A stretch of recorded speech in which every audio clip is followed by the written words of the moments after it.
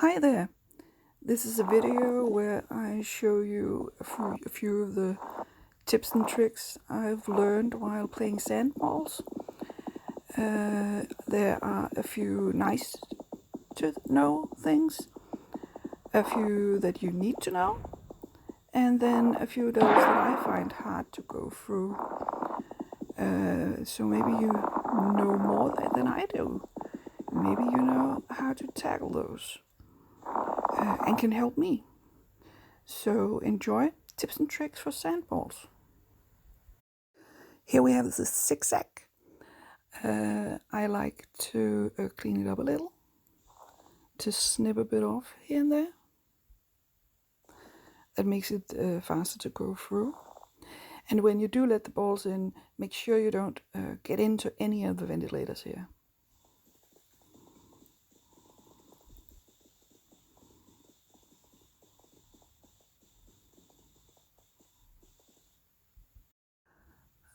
What I'd like to show you here is that you can make one move, do one move with your finger, and split the balls in two groups.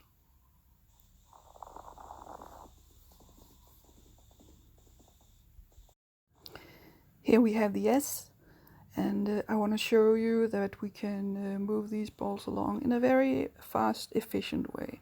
So I'm gonna make sure I have a little bit of balls I can distribute, or some to the right, some to the left. I'm gonna drag these down here, and make sure when you take the top group that you really clean up, that you remove all the sand up there to make sure you get all the balls. And now just combine them again.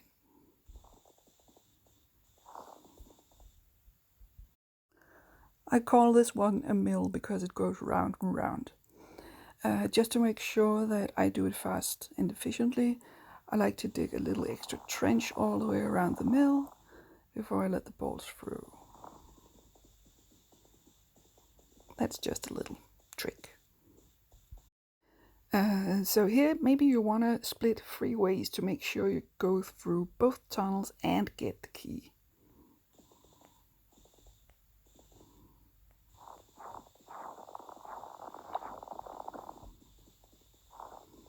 That was a little messy, but you know. So maybe sometimes you think it's the easiest thing is to just dig a whole lot. And you remember, while your finger is moving, the screen isn't.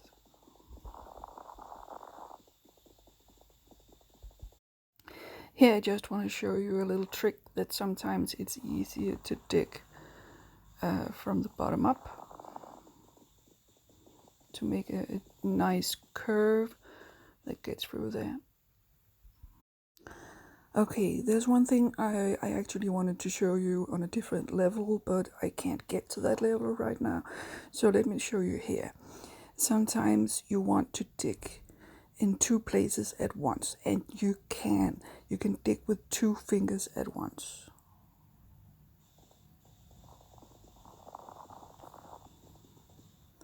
That's just what I wanted to show you.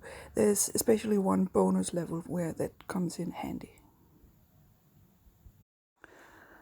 Okay, here we have what I call the door going back and forth with the ventilator. You see the ventilator on the left there. What I usually do is I go to the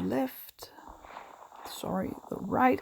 I go away from the ventilator because that makes it much easier to avoid the ventilator. I also make a little bit of extra room here. And then finally I let the balls down. And that way most of the balls will survive. Here we have the door going back and forth, and it has sharp teeth on both sides. So I usually go onto one of the sides, and I dig over here, I dig that a little bigger. And then I make a very slim tunnel, a very small tunnel, and everything just slows by. Here we have what I call the ventilator with a hat. You want to make sure a ball doesn't go down here and jump back up into the ventilator.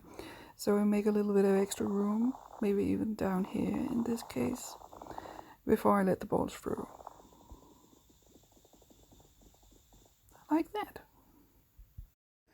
Now, I can do this in several different ways, but let me demonstrate that if a ball is stuck, I can shake the screen and shake them loose like that. Okay, so this one I call the string of pearls. In order to get all these little white balls, first I make a trench above them, and then I remove that little bit of blue between the trench and the balls. And there you go. Okay, so this one exists in two variations. This one I call mill with sharp teeth. If you notice, it doesn't reach all the way out, so you can make a little extra room out here and then sort of sneak by. Let me just make this a little bigger. Okay, here we go. And if it doesn't, I can shake it. Okay, I should have them all now. Most of them got through okay.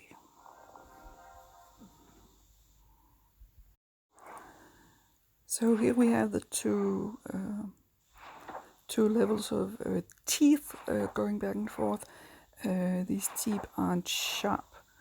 There's really no very good way to avoid them that I know of. I usually make a little bit of room at the bottom here.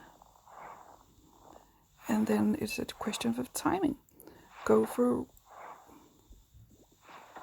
There. I got most of them. Okay, this one is tricky. The teeth that go in and out. I make a little bit of room down here. And then I do use timing. I try to choose a time when the teeth are in. But I don't know a better way to do this than go through it. And a lot of balls die, and I don't know what to do. If you have a better idea, let me know. Okay, so this one is a variation on the one with the doors going back and forth with not with sharp teeth. These have teeth on both sides, but I don't know. I am doing out the same thing.